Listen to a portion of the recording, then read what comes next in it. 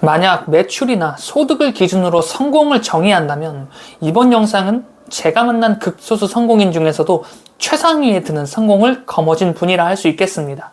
월 매출 700억, 화장품 면세 사업과 프랜차이즈 유통 사업까지 다방면으로 활동하는 자수성가형 성공인이 바로 오늘의 주인공이기 때문이에요. 이분을 처음 만나게 된 계기는 부동산 컨설턴트로서 활동할 때였어요. 당시 후배 동료를 가르치던 시기였는데 한 번은 후배 동료가 함께 상담에 들어가 줄 수 있겠냐며 부탁을 해오는 거였어요. 아시는 분은 아실 텐데 나 혼자 상담에 들어가는 거면 사실 편하게 상담할 수 있습니다. 왜냐면 계약 여부를 떠나서 그냥 내 소신껏 상담하면 되니까요. 그런데 누군가 부탁을 하며 함께 상담을 들어가는 자리는 부담이 될 수밖에 없어요. 어렵게 영업해서 만들어 놓은 자리인데 그 자리에서 성과가 나지 않으면 정말 미안한 마음이 들거든요. 그래서 큰 부담감을 안고 함께 상담을 들어가기로 했습니다. 우선 고객의 성향을 먼저 파악해야 되기 때문에 그 후배 직원에게 먼저 물어봤어요. 혹시 고객의 성향은 어떠하고 우리 물건 중 어떤 것에 관심을 갖고 있는지에 대해 말이죠.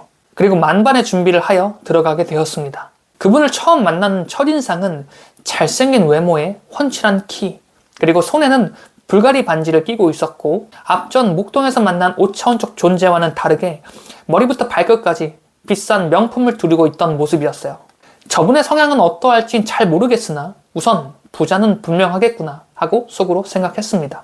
그리고 그날의 상담은 결국 실패로 끝나게 되었어요. 그런데 후배 직원은 많이 아쉬웠나 봐요. 어떻게든 다시 설득해보고자 연락을 취하고 있었는데 그 고객은 뜻밖의 제안을 하게 됩니다. 자신의 가게로 우리를 초대한 거였어요. 그리고 그 후배 직원과 함께 퇴근 후 그 고객의 가게로 향하게 됩니다. 그리고 이날의 대화에서 저는 소름 돋는 깨달음 한 가지를 얻게 되었고, 도대체 왜 사업가들이 자신의 이익 중 30% 정도를 상대에게 돌려주는 마인드를 강조하는지 아주 분명하게 깨닫게 되었어요. 그분은 자신의 삶에 대해 먼저 들려주었어요. 그분은 조선족이었고 당시 한국으로 넘어오면서 돈 한 푼 없이 배를 굶어야 했던 그 시기를 회상하기 시작했습니다. 더 이상 배고프고 싶지 않았어요. 그래서 그때부터 악착같이 살기 시작했죠. 처음 돈을 벌기 시작한 건 가이드 일을 시작하면서였어요. 여행 가이드 일을 시작했었는데 한 번 투어를 하게 되면 그 당시에 약 1,800만 원 정도를 벌어들였어요. 그때부터 돈을 제대로 벌기 시작했고 한국을 기준으로 밑에 나라는 전부 다 돌아본 것 같아요. 제가 왜 이렇게 여행을 필사적으로 다닌 줄 아세요? 더 간절해지고 싶었거든요. 저는 여행을 다닐 때 돈을 아끼지 않았어요. 나에게 주는 선물이라 생각하면서 저에게 마음껏 베푼 거예요. 그리고 그와 동시에 목표 한 가지를 함께 설정했습니다. 내가 이걸 또다시 누리기 위해서 다음 달엔 이것보다 1.5배 더 벌어보자. 그리고 그 다음 달이 되면 이때 새긴 이 목표를 달성하기 위해서 또 일에 몰입하는 거예요.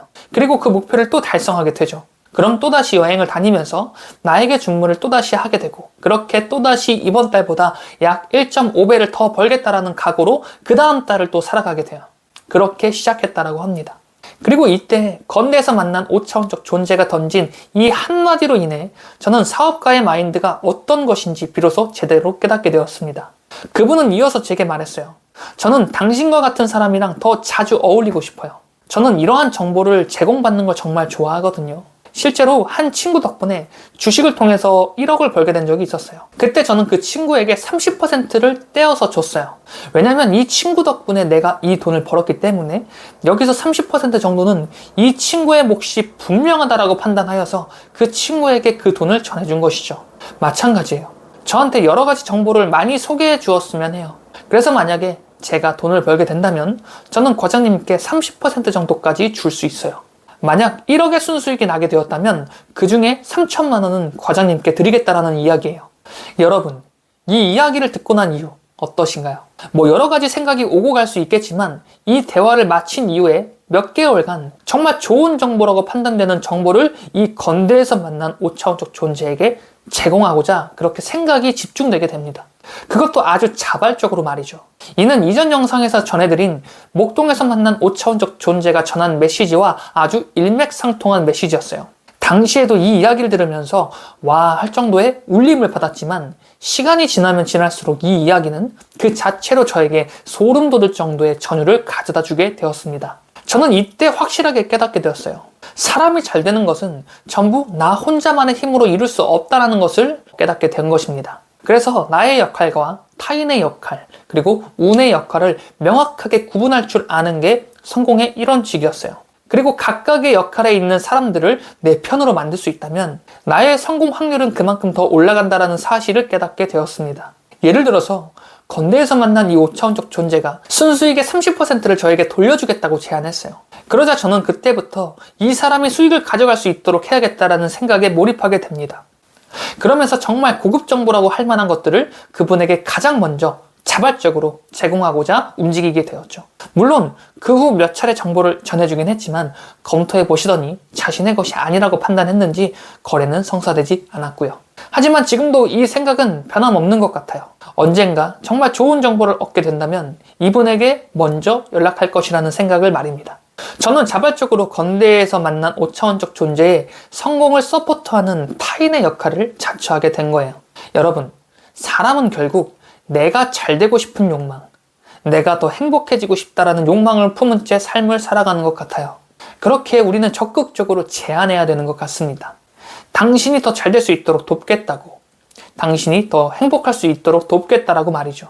그리고 이 메시지가 여러분의 마음속 진심이라는 감정과 더해져 상대에게 전해졌을 때 상대는 자발적으로 당신의 성공과 행복을 위한 지지자가 되어 여러분을 돕게 될 겁니다. 건대에서 만난 5차원적 존재가 순이익의 30%를 저에게 돌려주겠다라고 제안한 순간 이분의 성공을 위해 기꺼이 움직이겠다고 생각해로가 저절로 작동된 것처럼 말이죠. 단, 이때 반드시 주의해야 될 게 있어요.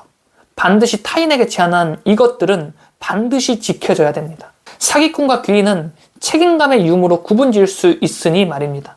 자, 오늘 이 메시지를 여러분의 삶에도 적극적으로 한번 대입해 보시길 바랄게요. 여러분은 반드시 성공합니다. 지금까지 드리밍 레오니즘이었습니다. 영상 시청해 주셔서 감사합니다.